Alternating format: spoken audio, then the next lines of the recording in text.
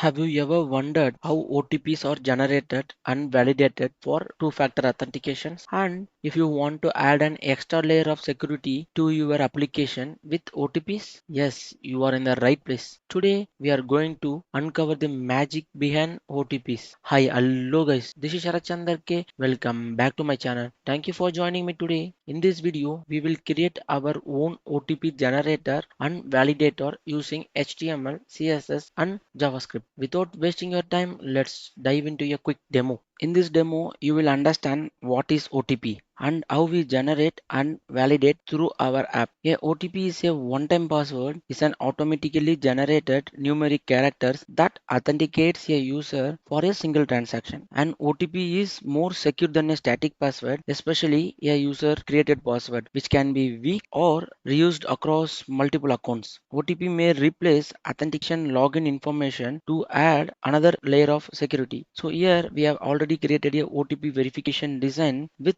inform the user, please type the verification code sent to this mobile placeholder. This will change automatically based on the user input, and then the OTP will expire in 30 seconds. And below we have four input box with one verify OTP button. If I type, it will automatically navigate to the next text box. Before that we can't able to enter, that will be disabled, and we can't able to type over here. If I type here, it will navigate to the next text box, and then it will show the focus here. And if I type the last text box and I filled all the values, and then only the button will be enabled and I can hit verify OTP from here. As of now, we are seeing how we are verifying the OTPs, and then we need to generate the OTP fast, right? So how we are generating the OTP? For that, if I refresh the window, we have a prompt window. For that, in the prompt window, we are going to enter the mobile number. Here, please enter the mobile number to verify your account. We are going to enter the mobile number. If I say OK, it will generate a OTP from the script. As of now, we are not using any service provider to create and send a OTP to a mobile number. This OTP will created by the script. So if I say OK, now you can see mobile placeholder is changed to whatever the user entered, and then the expiry begins. Now we can able to type the OTP. If I hit verify OTP, now we are getting a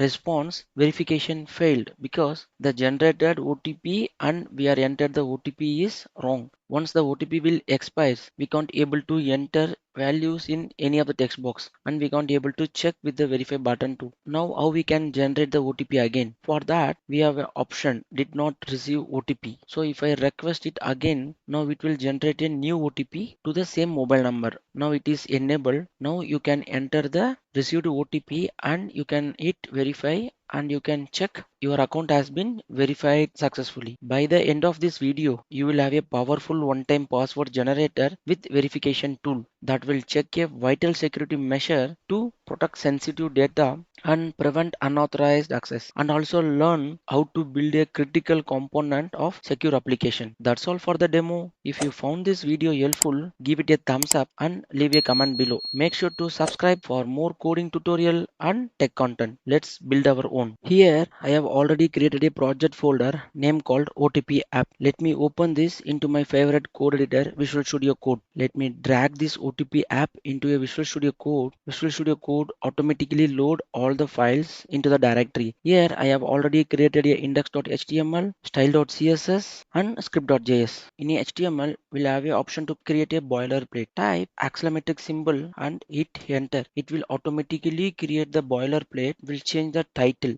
Title should be OTP app by Sharachandar K. And then we'll link the CSS and JS. For that, we have another abbreviation link colon CSS. The link tag defines the relationship between current document and then external resource. If I hit enter, it will automatically create a link tag with the link of style.css, and then we'll link the script. For that we have an abbreviation with script colon src. The script tag is used to embed a client side script or point to an external script file through the source attribute. If I hit enter, it will create a script with source, and we are going to link with script.js. We'll add the HTML into the body.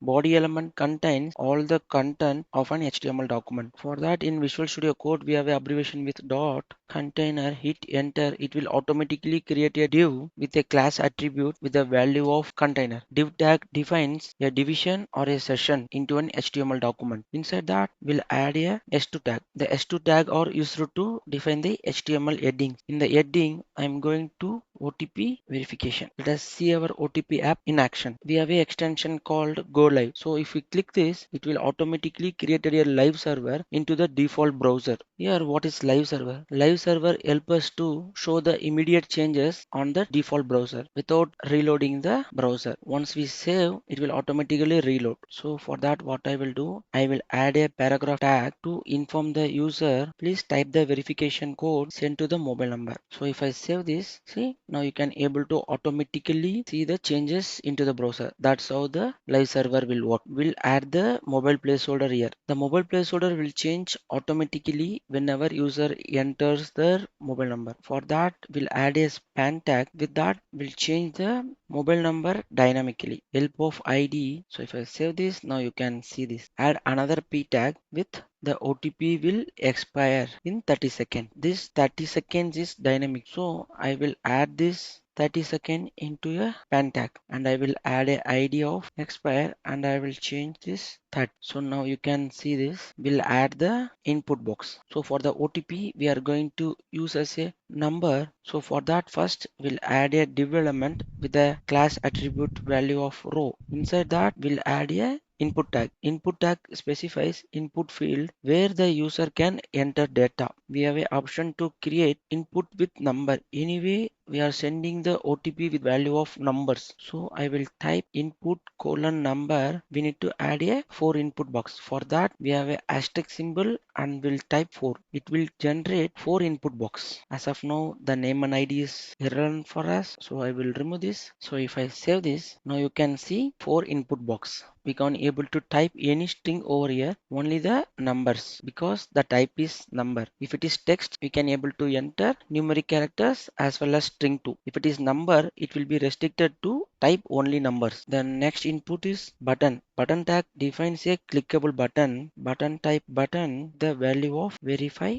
OTP. If I save this, now you can see the verify button too. And then the last element is again one more p tag with inform the user did not receive code. So then user need to click. So for that we'll create a href tag with JavaScript void ID of request and then value should be request again. If I save this, now you can see we have created all the HTML. And now we'll jump into the CSS. In the CSS we'll add a asterisk. Asterisk is an wildcard. That means all element. We'll add a margin 0 and then padding should be 0px and then font family Poppins. Then secondary font family should be sans serif. Box sizing should be border box. If I save this, now you can see all the margins paddings removed for all the elements. So I will add a import URL for Poppins style. If I save this, now you can see the Poppins font family. So then we'll add the styles to the body. I need to set this entire container into center of the screen. So for that, I have already added a video how to center a div 4 ways. I have added this into the code. Please do check it out.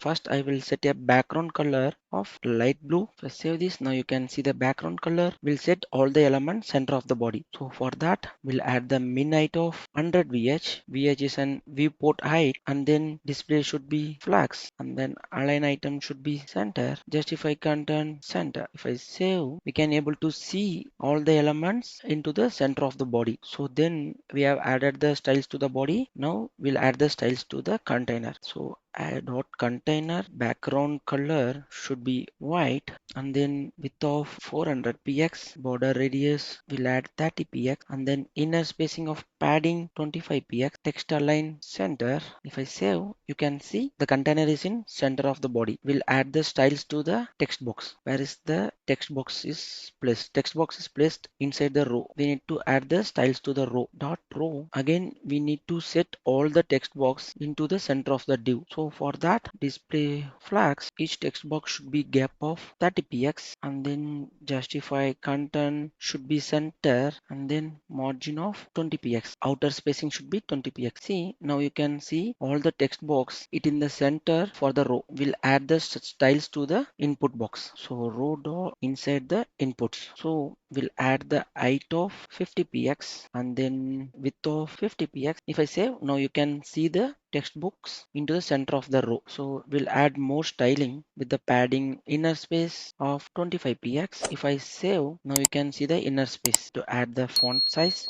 of 25 px, we'll add little space. Now you can see the font size with the inner spacing. Text align center, we'll add the border radius of 10 px. We'll remove the outline, so that we'll set outline none, and then we'll add our own border. So border 1 px solid with gray color. Now you can see how the input box appears, and here what is this arrow? If it is a number, we will get this arrow option. For that, we need to disable this arrow option for each input. For that, we have a option to disable this with the WebKit. So input with WebKit inner spin button, then same thing with input outer spin button. We'll set the appearance of WebKit appearance none, and we'll set the outer margin of 0 px. So if I save this, now you can see the text at the center. No more arrows in the text box. It's disabled with the WebKit. And then now we'll style the button. So for the button, we can directly reachable with the element name. So I will use button and then width of 50%. I will use the percentage. So it will take the 50% of the entire container. If I say okay, now you can see the 50% of the entire container. Height of 45 px, cursor pointer, font size 16 px. We'll set the background color of same light blue color. Border radius 10 px. We'll remove the border using border none, and will the text color should be white. We'll add the margin of outer space should be 20 px. So we'll add only for the bottom. Now you can see that design, the button is look like disable. So whenever we over, we need to change the color. So for that, we have a option of button over. With this, we'll change the background color. If I save, now if I over, now you can see the difference. That's all for the design. We'll jump into the script. In the script, we'll add all the declaration using document. What is document? I will add the document. If I save this, if I go to the console, now you can see the document. Document object is the owner of all other object in your web page. If you want to access any element in the HTML page, you always start with accessing the document object. So we'll declare with the documents. We are going to get all the inputs. So I will add a const declaration with inputs get document dot query selector all. We are going to get all the inputs in the document. So for that, I'm using query selector all with input. This query selector all will get all the inputs in the document. So then next declaration to the button on the same const. So same we can use for document dot query selector, because right now we are using only one button. So I can directly use the query selector with button, and then we are going to change this mobile placeholder dynamically and then expiry value too. So for that, I'm going to add the declaration with the same const here document dot get element by id. So the easiest way to find an HTML element in the document is using the element id. If you want to learn more about DOM and document, let me know in the comment. We'll add a new course on that. We'll change to mobile and we'll add the expiry same document dot get element by id expire. We'll check the id once. We'll create a function. Function is a block of code designed to perform a particular task. So I will add a keyword of function and then generate OTP is a name of the function with the open and close bracket. The function is executed when someone calls or invoke it. So this is what the function, and we'll add another function with the keyword function clear OTPs. Now we'll start generating the OTPs. Already we have created a function. Inside that we are going to create the OTPs. For that we have a math option to generate random numbers. Math.random. If I save in the console.log, here nothing appears, because as I said, we need to invoke or we need to call it, then only the function or a block of code will execute. So now if I called it, now we can see multiple random values with the math operation. So again we have a option to get the floor. So the floor will be returns the greatest number less than or equal to the numeric argument with the nearest number. So if I save this, now this is 0. We are going to set the length of 10 with the random value. So if I refresh, now we will get different values with within the length of 10. So with the help of this, we are going to create the OTPs. So for that, what I will do, I will concatenate these values into 4 times because we have the length of 4 inputs. Now if I save, now you can see the random OTP values. This will send to the user. Once it's generated, we need to start the expiry, right? So for that, I will create one const declaration with expire interval. With set interval method, we need to pass the function with expiry duration. Now we have already reached this span tag with the help of get element by id. So with the help of this, I can able to get the inner text. So before resetting, I will set this to 10. So if I set 30, it will be long duration. So for that, I will reduce to 10, and inside this set interval, I will minus this on every second. So I will inner text of minus minus. If I say okay, now you can see we have generated the OTP, and then the OTP expire is begin. And what happen once we reach 0? We need to stop this OTP expire till 0. It will not goes to the negative numbers. So for that, we'll add a if condition. So expiry dot inner text double equal to 0, then we'll clear the interval. So we have a clear interval with the const. Now we have generated the OTP, and then timer is started till 0. Once it reaches 0, sorry, this should be inside. The tool will generate the OTP and it will stop on 0. No more negative values in the set interval. The next functionality, once we have already enabled this, so we'll disable this inputs. So we have a attribute of disabled. If I add disable, now you can see gray color and we can't type here. So if I type here, I can type here, and here we can't type because this disabled property will disable the entire text box. If I save this, all the input box will disable, only the first text box will enable. Once we type this, it will be navigate to the next text box and the next and the next, and will enable the verify OTP button. So for that, already we have a inputs. With the inputs, we are going to do the functionalities. Inputs dot for each, and we are going to get all the input with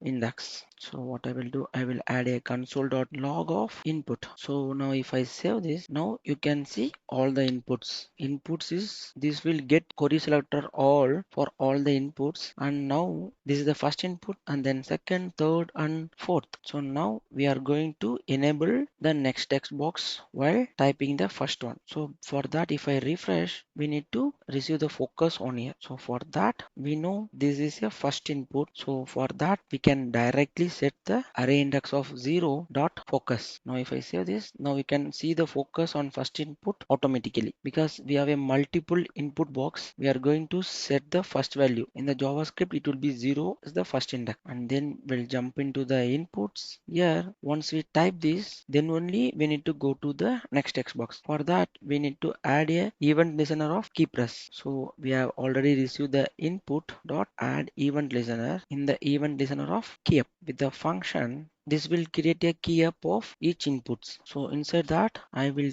check what is the current index and what is the next and previous index. So for that, we'll add the current index equal to input. Because this is the current input, we'll get the next input. Next input equal to input dot, we have a next element sibling. This is a default property of the input, and then we'll get same as for the previous input dot previous element sibling. I will add a console.log to check what is the current and previous index. Current index, next, and then previous. Now if I save this, nothing will happen because this is a input of add event listener. We need to key up. I will go to the input element and I will type. Now you can see the current input and then the next input, and then the previous input is null because we don't have any previous sibling of inputs. So with the help of these three const, we are going to enable and disable the input box. I will add a if condition to check if next input is present, and then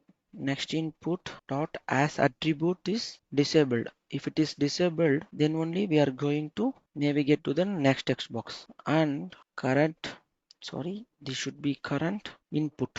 Current input dot value not equal to null. Then only we are going to enable the next input dot remove attribute of disable. We are going to remove the disable and then next input. we'll set these strings to true. This will remove the attribute of disable on the next input, and then we'll set the focus on the next input. If I save this, now if I go, if I type here, see, it will automatically navigate to the next text box and it will remove the disable. If I type, it will automatically jump to the next text box. If I type again, it will automatically next text box. If I type, it will not going to jump because we don't have any next input, and then with the value of as attribute. Next input is null, as well as next input don't have any as attribute. So it will not jump to the next input. So if I clear, we need to disable this and we need to jump into the previous text box. So for that, once we hit the backspace, then only we are going to do that. So for that, we have a key code. We'll check the key code of backspace and we'll check the inputs dot for each. Again, we'll add the input comma index 1 because we have already added a index on the top. We'll add the index 1 with a function. We need to check the above index less than equal to the current index, and then the previous element should be present. Then only we are going to set the attribute of disable true. If I save this, now I will type, it will jump to the next text box. If I hit backspace, now you can see it is disabled. We need to set the focus on the previous input dot focus, and then previous input value we need to remove. We need to set this previous input value as null. If I type this, it will jump to the each text box. If I hit a backspace, it will come to the first text box and we don't have any previous value. So till it will be present and other text box will be disabled. And then once we reach this text box, we are going to enable the button. So for that, we have a option. Directly we can use the inputs because this is a array of third input. So what I will do, I will check the array of third input dot disabled, and then not of, this should be not of disabled, and then inputs of third element dot value not equal to null. Will set the blur, so the focus will jump from this third array of input, and then we'll add a button class with class list dot add, we can say active. So if I do this, what will happen? 1 2 3 4, and nothing will happen because the active class is not present. So for that, I will go to the CSS and I will add a active class with the background color of little dark blue color. If I save this, now if I refresh 1 2 3 4, see, now you can see this. If I remove this, again we need to remove the active class from here. So for that, what we'll do, we'll add a return from this, and then we'll remove the class all the time dot remove all the time. If I save, now again it will type, it will jump. Now the button is enabled. If I erase, again the button is disabled. Will generate the OTPs. For that, we're going to add a onload function, window dot add event listener with load. Whenever we load the window, that time we need to create the OTP. I will add a let and will show the prompt window to receive the mobile number of user. So we'll notify the user, please enter your mobile number to verify your account. If user entered the mobile number, will show that mobile number into inner text of mobile. So this will change to the user entered mobile number. So if I refresh, now we can see the prompt window. If I entered a mobile number, if I say okay, now we are getting the error, cannot set properties of null, because in the PAM ID it was changed. We need to add the